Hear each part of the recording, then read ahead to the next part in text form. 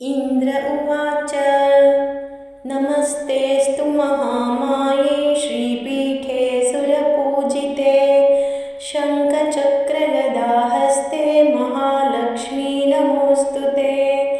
नमस्ते गरुडारूढे कोलासुरभयङ्करी सर्वपापहरे देवी महालक्ष्मी नमोऽस्तु ते।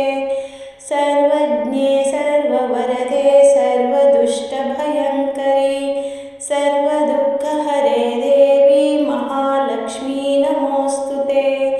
सिद्धिबुद्धिप्रदे देवी भुक्तिमुक्तिप्रदायिनी मन्त्रमूर्ते सदा देवी महालक्ष्मी नमोऽस्तु ते। आद्यन्तरहिते देवी आदिशक्तिमहेश्वरी योगज्ञे योगसम्भूते महालक्ष्मी नमोऽस्तु ते। स्थूलसूक्ष्ममहारौद्रे महाशक्ते महोदरे महापापहरे देवी महालक्ष्मी नमोऽस्तु ते। पद्मासनस्थिते देवी परब्रह्मस्वरूपिणी परमेशी जगन्माता महालक्ष्मी नमोऽस्तु ते। श्वेताम्बरधरे देवी नानालङ्कारभूषिते जगस्थिते जगन्माता महालक्ष्मी नमोऽस्तु ते। महालक्ष्म्याष्टकं स्तोत्रं यः पठेत् भक्तिमान् नरः सर्वसिद्धिमवाप्नोति राज्यं प्राप्नोति सर्वदा। एककालं पठेत् नित्यं महापापविनाशनं द्विकालं यः पठेत् नित्यं धनधान्यसमन्वितः त्रिकालं यः पठेत् नित्यं महाशत्रुविनाशनं महालक्ष्म्यर्भवेत् नित्यं प्रसन्ना वरदा शुभा।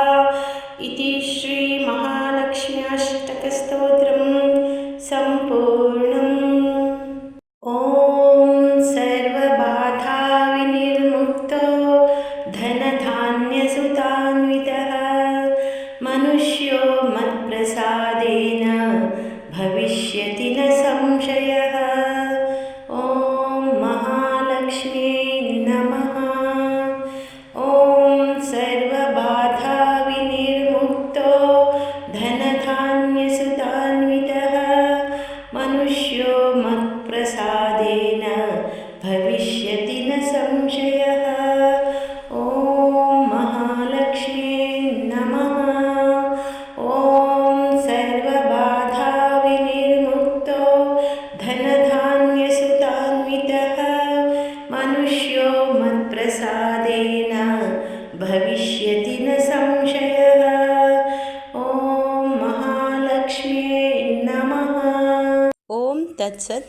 सर्वे जनाः सुखिनो भवन्तु।